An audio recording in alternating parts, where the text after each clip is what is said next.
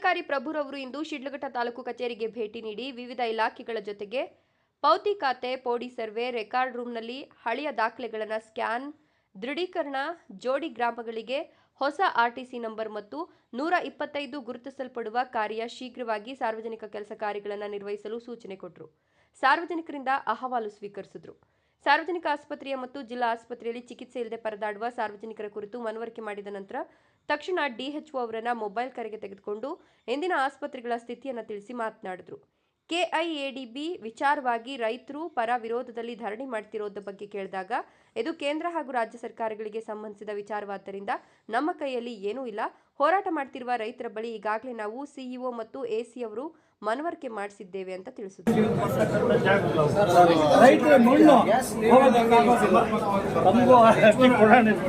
ಅಷ್ಟು ಮನೆಗಳು, ಅಷ್ಟು ನಾಗರಿಕರು ತಮ್ಮ ಭದ್ರತೆನೇ ಇಲ್ಲದಂತೆ, ದಾಖಲೆಗಳೇ ಇಲ್ಲದಂತೆ ಅನಧಿಕೃತವಾಗಿರುವಂಥದ್ದಿದೆ.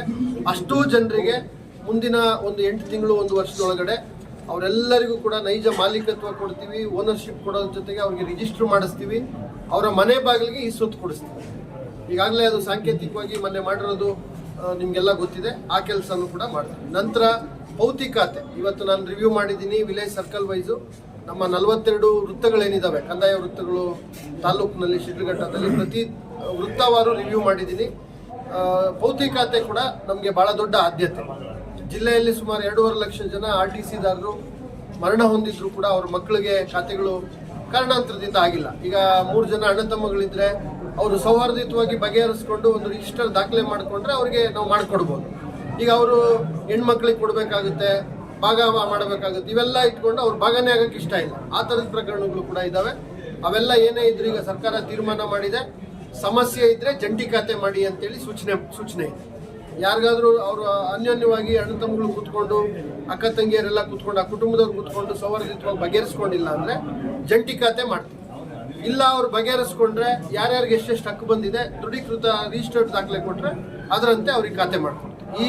ಇದು ಕೂಡ ಮಿಷನ್ ಮೋಡಲ್ಲಿ ನಮಗೆ ಮುಂದಿನ ಒಂದು 6 ತಿಂಗಳಲ್ಲಿ ಈ ಕೆಲಸನೂ ಕೂಡ ನಾವು ಎಲ್ಲ ವಿಎಗಳಿಗೆ ಸೂಚನೆ ಕೊಟ್ಟಿದ್ದೇನೆ.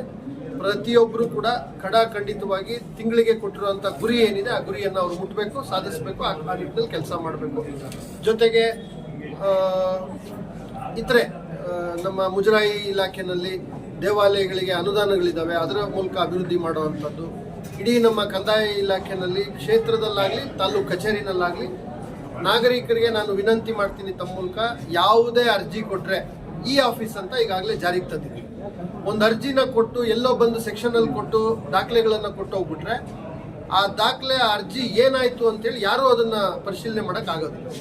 ನೈಜವಾಗಿ ಕೊಡೋ ಅರ್ಜಿಗಳನ್ನು ಈ ಆಫೀಸ್ನಲ್ಲಿ ತಾವು ಕೊಟ್ಟರೆ ಅದು ಯಾರ ಹತ್ರ ಹೋಯ್ತು, ಎಷ್ಟು ದಿನದಿಂದ ಯಾರ ಹತ್ರ ಪೆಂಡಿಂಗ್ ಇದೆ, ಯಾಕಿದೆ, ಇವೆಲ್ಲವನ್ನು ಪರಾಮರ್ಶೆ ಮಾಡೋದಕ್ಕೆ, ನಿಮ್ಮ ಕೆಲಸ ಮಾಡಲಿಕ್ಕೆ ಅದು ನಮ್ಗೆ ಅನುಕೂಲ ಆಗುತ್ತೆ. ಆ ನಿಟ್ಟಿನಲ್ಲಿ ಎಲ್ಲ ನಾಗರಿಕರಿಗೂ ಕೂಡ ನಾನು ಮನವಿ ಮಾಡುವಂಥದ್ದು, ತಾವು ಈ ಆಫೀಸ್ನಲ್ಲಿ ನಮ್ಮ ಸ್ವೀಕೃತಿ ಶಾಖೆ ಏನಿದೆ, ಪ್ರತಿ ಕಚೇರಿನಲ್ಲಿ ಸ್ವೀಕೃತಿ ಶಾಖೆ ಇದೆ, ಆ ಶಾಖೆಯಲ್ಲಿ ತಾವು ಕೊಡಬೇಕು ಅರ್ಜಿಗಳನ್ನು. ಆ ಅರ್ಜಿಗಳನ್ನು ನಾವು ಸ್ವೀಕರಿಸ್ತೇವೆ. ಅದು ನಿಯಮಿತವಾಗಿ ಯಾರ ಹತ್ರ ಹೋಗಬೇಕು ಹೋಗುತ್ತೆ. ಎಷ್ಟು ದಿನ ಅದಕ್ಕೆ ಸಮಯ ಇರುತ್ತೋ ಆ ಸಮಯದಲ್ಲಿ ಅದನ್ನು ತೀರ್ಮಾನ